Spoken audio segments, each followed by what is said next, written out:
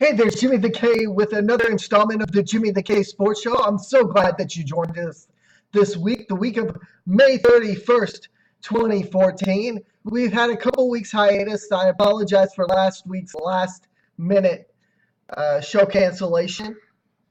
But with it being the weekend of Memorial Day and the same weekend as my son's birthday, I figured it'd be best that we just lay off the show and just give thanks to the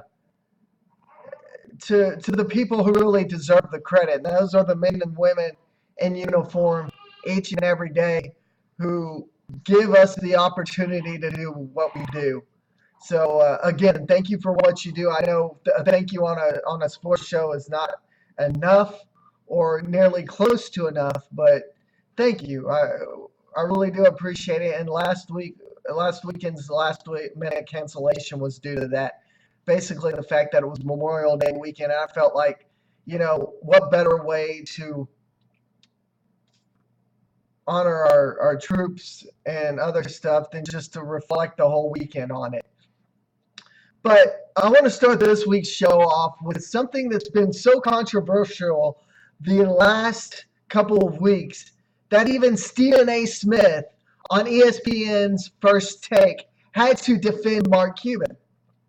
I want to say something, and I may have already reiterated this a couple of weeks ago, but basically what Mark Cuban said during a press conference is that we all have prejudices. It doesn't matter what color you are. It doesn't matter what race you are. It doesn't matter what creed you are. It doesn't matter what business class you are, middle class, top class, bottom class, or whatever you are. It doesn't matter what you are. We all have our prejudices. And in the same sentence, he goes on to say, and I quote, that if he saw a black man in a hoodie walking down the street, he'd change directions and walk across the street and go in the opposite direction. But in the same sentence, he also said, I also say that if a white man with a shaved head with tattoos all over it is walking across the street towards me and I see him, I'm going to walk across the street and walk away from him. Now, this is where things are going to get dicey because I know that I'm pretty sure I have some African American friends out there, and I don't know if I can call you African Americans or blacks or what I can call you anymore because nothing's politically correct anymore.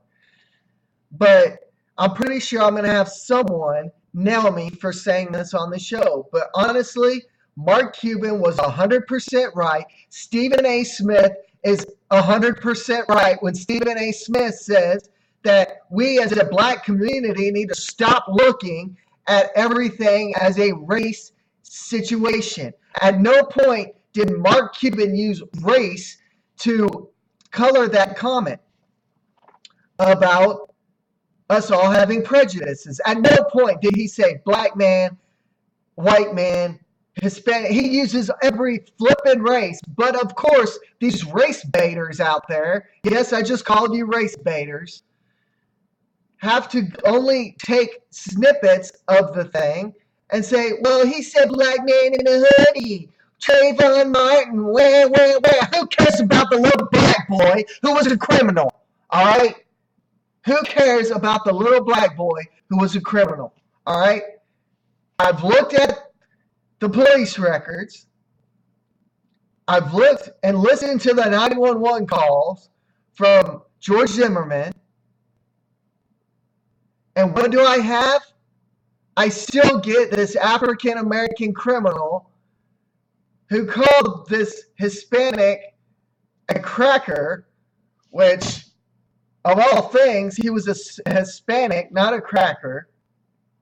The 911 call minutes earlier said that this young man had stolen the stuff that was in the bag. So let's stop using race and being race baiters, for crying out loud. I'm sick and tired of it. Mark Cuban at no point in this statement said anything about race, never said anything about Trayvon Martin. But the next day, which I totally disagree with Mark Cuban. He comes out and says, I apologize to the Trayvon Martin family. At what point should Mark Cuban have to apologize to his family? At what point? He never said Trayvon Martin specifically. He said a black kid in a hoodie. That could have been anybody. He lives in Dallas, for crying out loud. He lives in downtown Dallas, for crying out loud. There's a lot of black kids in hoodies that he could have been talking about. But somehow people think that he was talking about Trayvon Martin. Now, the big deal that I love going into is the fact that Stephen A. Smith is having to defend himself against his own race, okay? I know you're going to see this show and say, he's a white man, he's racist. Well, take it as what you want, all right? You don't have to watch this show. You can dislike this show. You can dislike our page. You can slam me all you want. But when people of your own race, a.k.a. Stephen A. Smith, get on ESPN, and then he has people back him up like Shaq, Charles Barkley, big names like that, people in the NBA, LeBron James coming out and saying, hey, you know, Mark Cuban maybe he was right. Maybe he was right. Maybe he wasn't the smartest way of coming out of saying it, but he was right. Stephen A. Smith had to defend himself against the African American community because he took up for what Mark Cuban said. I'm not going to defend myself. I'm not going to defend myself against the race baiters out there who feel like everything is about race. It's not. All right? What Mark Cuban said in the same sentence as a little black boy in a hoodie, he said he would walk in this different direction of a white man with his head shaved, covered in tattoos. All right? At what point does that become a race issue? At no point. But what we get as a media outlet or sports outlet or whatever you want to call it is little snippets here and there. You want to take little snippets and say, hey, he's racist. Mark Cuban is anywhere but racist, all right? I'm anywhere from racist, all right? Do I have prejudices? Yes. I'm like Mark Cuban. I'm like Charles Barkley. I'm like Donald Sterling. I'm like, you know, anybody out there that has prejudices. We all have prejudices. The problem is, how do we handle those prejudices? All right? Let's stop using prejudice as a race issue. It's not a race issue. Stephen A. Smith should not have to defend himself against the African American community because of something he agrees with that Mark Cuban said. He should not have to defend himself. Should I have to defend myself? No. You know, I learned something many years ago. At 34 years old, almost 35, when I was young, my dad told me, he goes, we all have prejudices, son. But just remember that there's good white people and there's bad white people. There's bad black people and there's good black people. There's good Hispanics and there's bad Hispanics. There's good Japanese and there's bad Japanese. There's good Muslims, there's bad Muslims. You know, we all have our prejudices, but let's stop using our platform to race bait people, all right? What Mark Cuban said during that press conference had nothing to do with race. It had everything to do with us all being prejudiced. Every one of us, no matter the color of our skin, no matter the sport affiliation that we are in, have a prejudice. Now, a lot of people are going to be like, why in the world did you bring this up on a sports show? I'll tell you why I brought this up on a sports show. One, because Mark Cuban said it. Two, because Stephen A. Smith, whom I agree with 100%, from ESPN's First Take, and ESPN is having to defend himself against the African American community. I don't feel like he should have to defend himself like I don't have to defend myself. Mark Cuban shouldn't have to defend himself. At no point did he ever use Trayvon Martin. He said a black person with a hoodie. There's nothing wrong with that. We all stereotype. We're all prejudiced. So get off your high horses and stop using this as a race issue.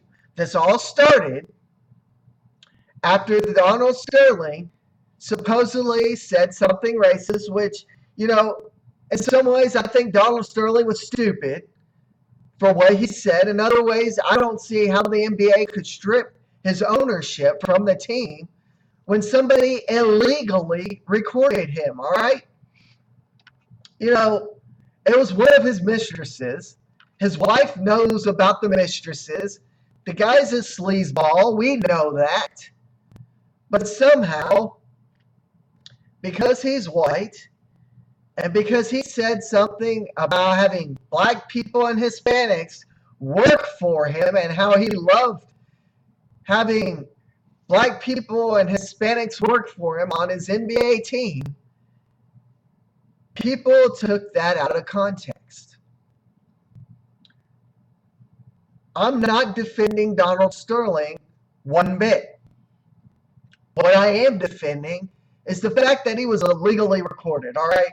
You can't go in somewhere, record somebody, take it to the news media and say, hey, I've got this recording that so-and-so is racist. Because in most states, there are laws against illegally recording people. More and more TV stations are finding this out. Why do you think a lot of states now have stopped going into places with hidden cameras? Because if that tape gets out there or that footage gets out there, that person has the right, because they were illegally recorded and taped, to turn around and sue for damages, whatever that may be, no matter how right or wrong that person is. Okay? So that's that. I'm going to get off my high horse there, but I back Stephen A. Smith 100% and Mark Cuban 100%. Okay? Am I racist? No. I've got my black friends. I've got my African American friends, whatever you want to call yourself. I really don't know what to call you anymore because nothing's politically correct. If I go off and am talking amongst my white friends with an African American around and I say African American, you look at me wrong like I'm racist. If I say black, you look at me like I said something wrong and I'm racist. I'm not racist. Do I have prejudices? Yes. We all have prejudices. Mark Cuban has prejudices. Stephen A. Smith has prejudices. For crying out loud, we all have our prejudices. But let's stop using our higher platforms to race bait people. There are some in the sports realm, and this is why Stephen A. Smith is having to defend himself, who feel like what Mark Cuban said was racist. It was not racist. You can go back and Google it, the whole interview. You can look at it, and what they're going to say is what I just said. Little black kid in the hoodie, he's going to turn around, he's going to walk in the opposite direction. Same guy, white guy, tattoos covered his head shaved, he's going to walk in the opposite direction.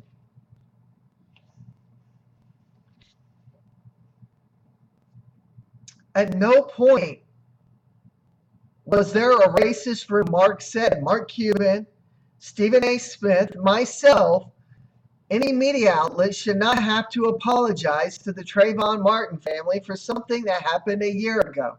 All right? Whether it be right or whether it be wrong, let's get off our high horses, all right? We're all prejudiced. I can understand that. But I want people to get off the race baiting game. All right? Especially those on higher platforms, higher people in the sports world, you know, people who are privileged, so to speak. I like the interview Stephen A. Smith had to give over, you know, what is privileged and what is not. You know, Drake coming out and saying Mark Cuban is racist. You know, higher privileged people like that who are 1 in a billion. I love his interview. He says, you know, Drake is 1 in a billion. You know, 1 out of every million or billion kids is going to become the next Drake. What do I consider somebody who's dug through the trenches, started from the bottom, and worked themselves up to the top? I agree 100% with Stephen A. Smith, 100% with Mark Cuban, and I am not going to back down from that. And I'm not going to apologize over something Mark Cuban said or something that I said because someone feels like I'm racist or there was a racist remark said during the show. We all have our prejudices, plain and simple as that. That's the end of the story, as Paul Harvey would say, and that's the rest of the story. Let's go ahead and look a little bit at other sports news. I want to take a look at the Texas Rangers. Prince Fielder had season-ending neck surgery. I believe it was this Tuesday. He's going to be out probably for the rest of the season, unless somehow the Rangers miraculously make it to the playoffs and he can make it back. He's going to be out for the season. You know, I look at the Ian Kinsler swap for Prince Fielder right now, and I'm going, oh, great, because, you know, I was defending Prince Fielder. I was defending a lot of people in the Rangers clubhouse before Prince Fielder went down.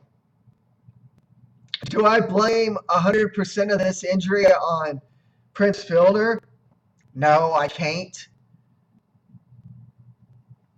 Do I blame it all on the Rangers front office? No, I can't blame it all on the Rangers front office, but I can blame it on Jon Daniels because the fact is, Jon Daniels, and this came out literally about a week or week and a half ago, Jon Daniels did a all-out swap for Ian Kinsler for Prince Fielder. No physicals, no MRIs, nothing like that. And then Jon Daniels wants to go off and say, well, you know, a physical is not going to include an MRI.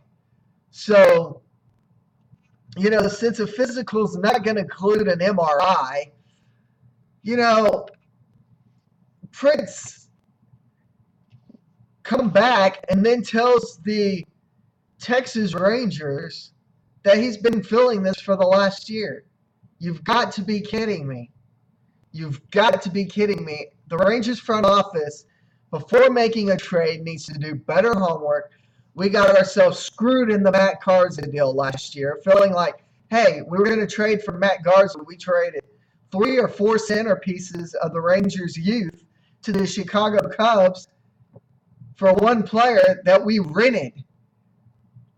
You know, I will say the positive out of the whole thing to Prince Fielder going down is I'm getting to watch a lot of this young youth step up in the Rangers organization. You've got Rougned Odor playing second base right now because Profar more than likely is out for the end of the season. You've got Chirinos and the other young man from AAA playing, backing each other up at catcher. So we're getting to see what this young group of guys can actually do as a Ranger core. You know, in Detroit, they showed a lot of pressure. In Minnesota, they showed a lot of pressure. they've got to Washington, D.C., and they've had problems. You know, they lost last night 9-2. They lost today 10-2. The positive to this whole thing is Yu Darvish pitches tomorrow. So maybe, you know, the Nationals' bats will be quieted by Yu Darvish. But, you know, I'm not going to knock Ron Washington for the Rangers organization losing these last two games to the Nationals. I really can't. Because honestly, I think, if I'm not mistaken, looking over the Nationals schedule for a future trip coming up for some fans and myself, hint, hint, the Nationals actually look to be like one of the hottest teams in baseball. They've got a good offensive core of guys. They've got a good starting five.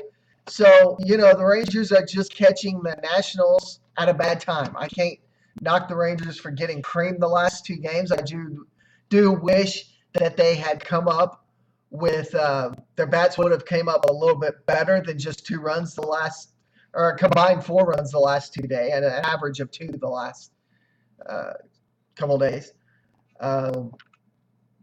But this team has potential. Do I think they're going to make it to the playoffs this year? No.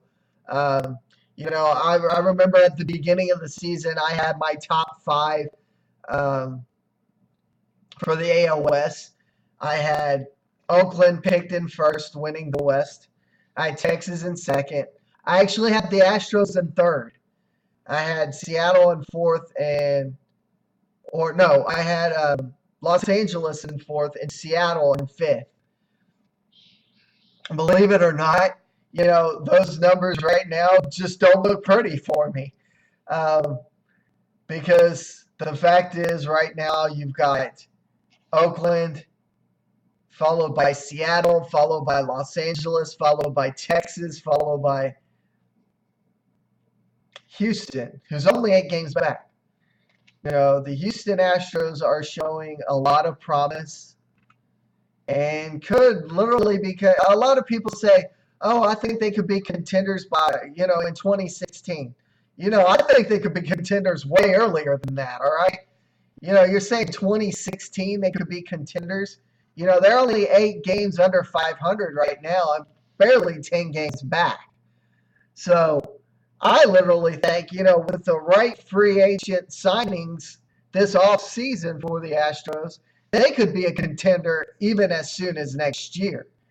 You know, that's my opinion. I feel like the Astros could, with the right free agent signings, right pieces, could be contenders for the playoffs next year. What other sports news do I want to go ahead and get into? I just had to come across the Oklahoma City Thunder are down. Oh. At the end of the third quarter, 81-69. It's not looking pretty for the Oklahoma City Thunder. I want to go ahead and congratulate the Miami Heat on their 4th consecutive trip to the NBA Finals, something that hasn't been done since, I believe they said, the Boston Celtics. If you're watching this show, or a friend of mine on the All About Sports Zone or page or anywhere else, I believe it was the Boston Celtics was the last team that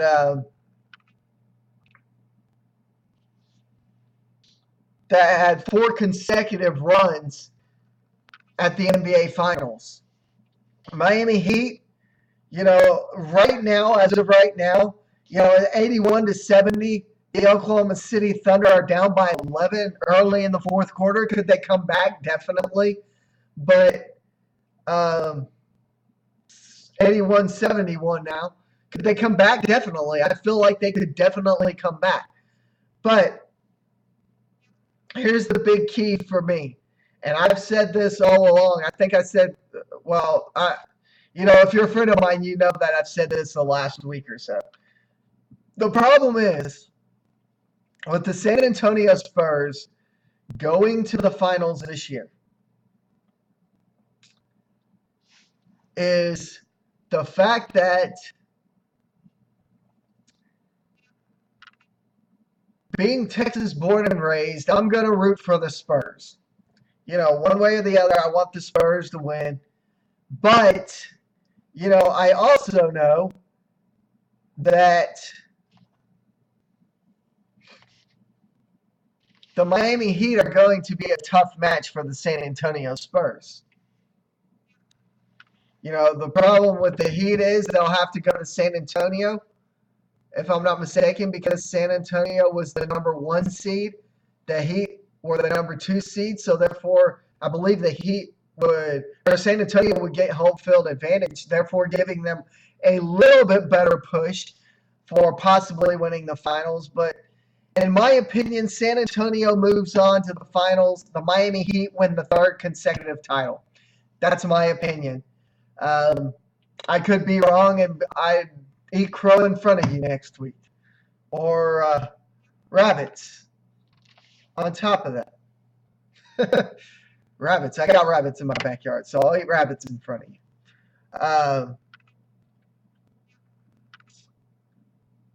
But, this team, Thunder team, in my opinion, need one more big score. I think Rich Harden or Harden was that 3rd score that they had in years past that got them over the hump. People are saying, well, Harden was knocked out of the first round. Ibaka's doing much better scoring. Yeah, fine. I understand that. But I also understand that the last 2 years we've lost to San Antonio in the Western Conference, or the last year we lost to San Antonio. We could very well lose this year if something doesn't change in the next 10 minutes. Making that 2 years in a row that we didn't have Harden with us, and we didn't make it to the finals. We need one more big score, in my opinion. You've got Westbrook, you got Durant, but they need to be surrounded by one more good scorer. Look at the Miami Heat. The Miami Heat have scorers in Chris Bosh. They have scorers in LeBron James, Dwayne Wade. San Antonio. They have scorers in Tony Parker, Tim Duncan, Boris Diaw, Danny Green.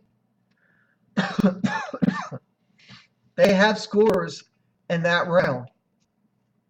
That's where the Thunder need to work on to get better in free agency. They don't do it. Draft-wise, I think they've drafted well. But I'm going to go ahead and make the call here. If San Antonio wins the Western Conference Finals, I don't feel like, even being Texas born and raised, I don't feel like the San Antonio Spurs can keep up with the youth of the Miami Heat. With it being LeBron James last year until free agency, I feel like LeBron James is going to want to go out with a ring. So, San Antonio Spurs win the West. I'll pick the Miami Heat winning. If the Oklahoma City Thunder somehow come out of this Game 6 funk and go to San Antonio and do what they haven't been able to do the first however God knows how long games and win Game 7, I'd pick the Thunder winning the NBA Finals. But until then, we won't know. Well, until next week, I'm Jimmy the K. Remember, there's ways that you can get in touch with me. And I definitely want you to get in touch with me. A couple of weeks ago, I mentioned you sending your sports questions into me via email, via Facebook. I want you to continue to do that. Send your questions to me. Comments, concerns, hate mail after this show. You may want to send hate mail. You send those to allaboutsportszone@gmail.com. You can go to Facebook and like our page, facebook.com/allaboutsportszone, or you can go up to the feeds and Facebook and just search under the name All About Sports Zone. And it should, if I'm not mistaken, be the very first one that pops up there. Or if you're a friend of mine on Facebook, you can just look at the links to the left. You'll see All About Sports Zone. You can click there, click like, and be part of the show. Ask questions that way. Ask questions through Facebook. You also have the opportunity to ask questions through Twitter at Jimmy Kersey1. You can ask your questions through Google Plus. I am part of Google Plus now. So at some point, we'll start a hangout once and only once I can find people who want to be part of this show. We may branch off and do a Google Hangout with the show. But until then, this is the way it is. Remember, you can ask your sports questions. I'm Jimmy the K. Until next week, same time, same bat channel, 9 p.m. Central Daylight Time, next Saturday. I'm Jimmy the K. Peace out.